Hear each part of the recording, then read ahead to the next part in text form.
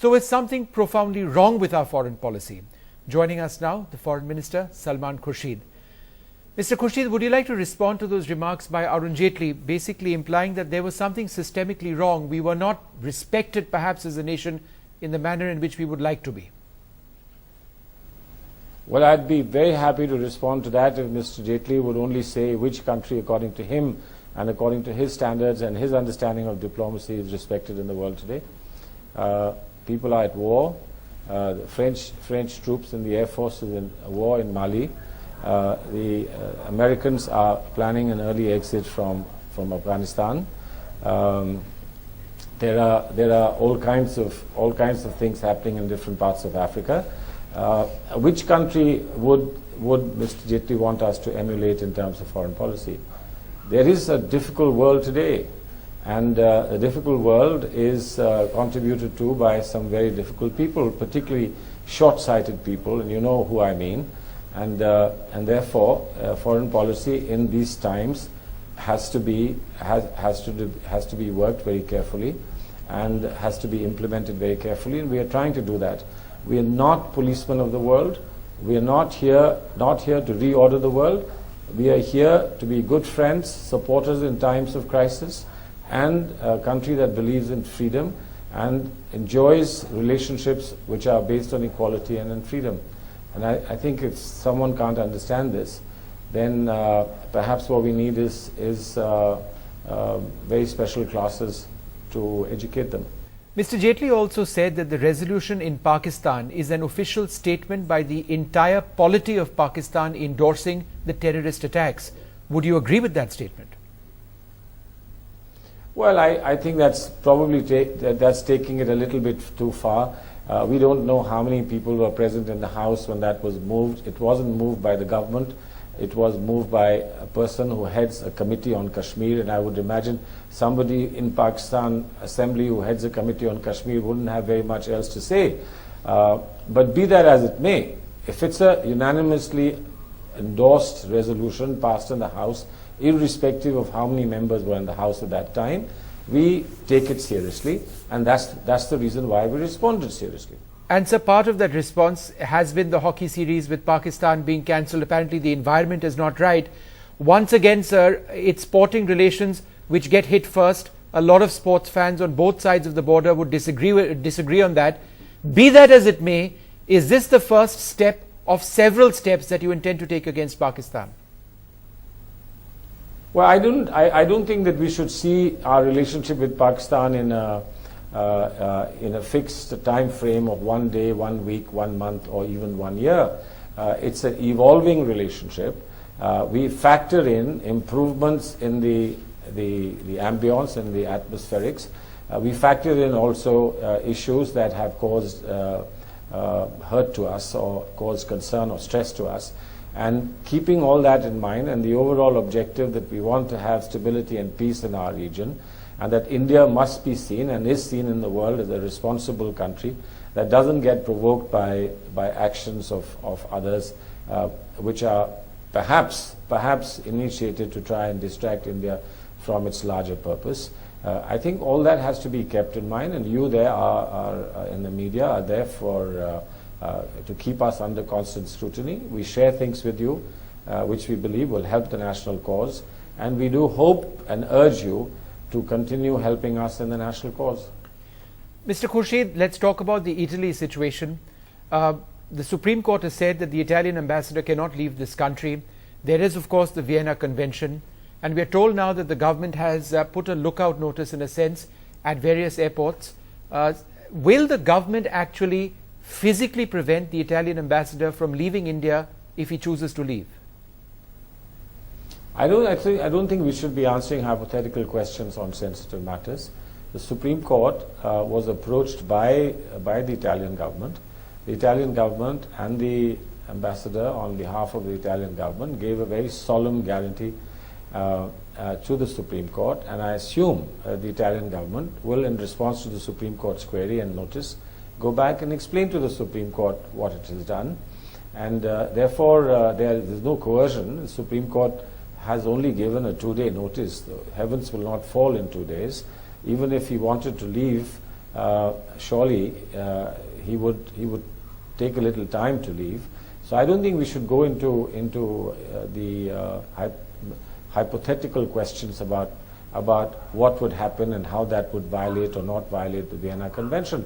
As far as our understanding of Vienna Convention or any other obligations are concerned, when the matter is taken up in court on Monday, we will certainly be there to assist the court through our legal representative, the Attorney General, and the court will then take a final call.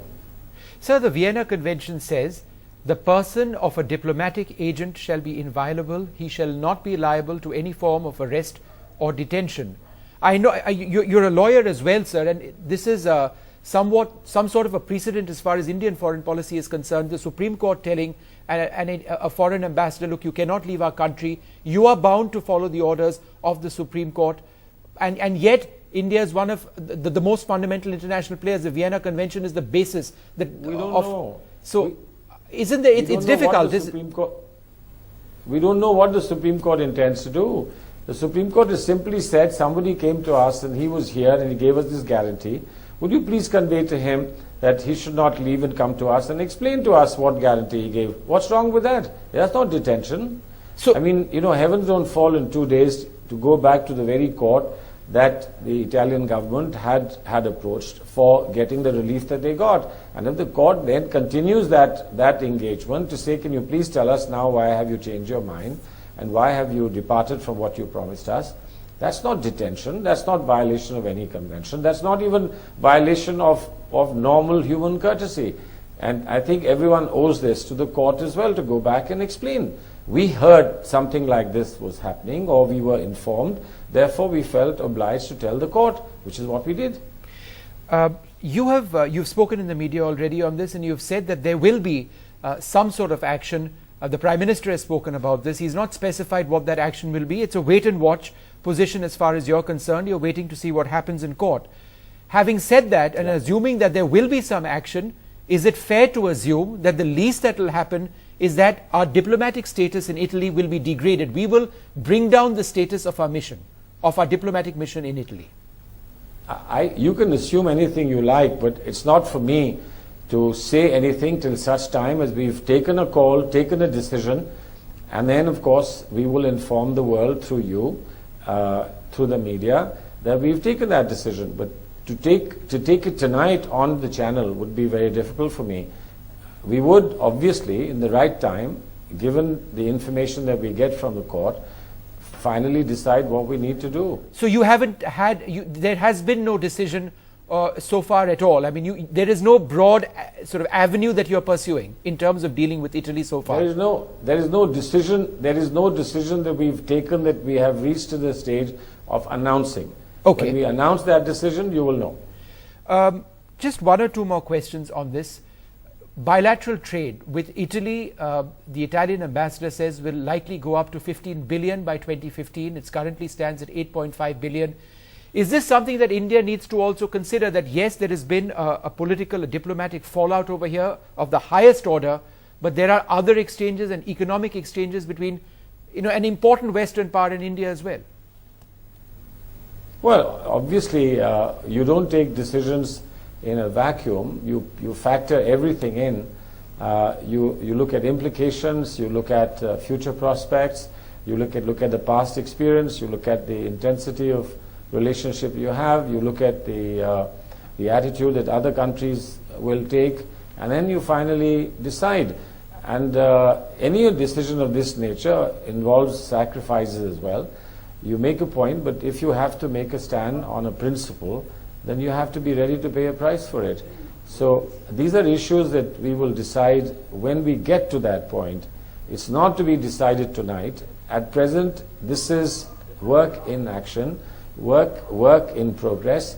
When we reach the end of the progress, we will let you know. One last question, pretty much where I started out from. The larger issue of where India presently stands and some of the challenges that you face, Maldives, Italy, Pakistan, Bangladesh, Sri Lanka. Mr. Khurshid, you're relatively new as a foreign minister, but you've sort of come in at a time when there are a whole set of challenges.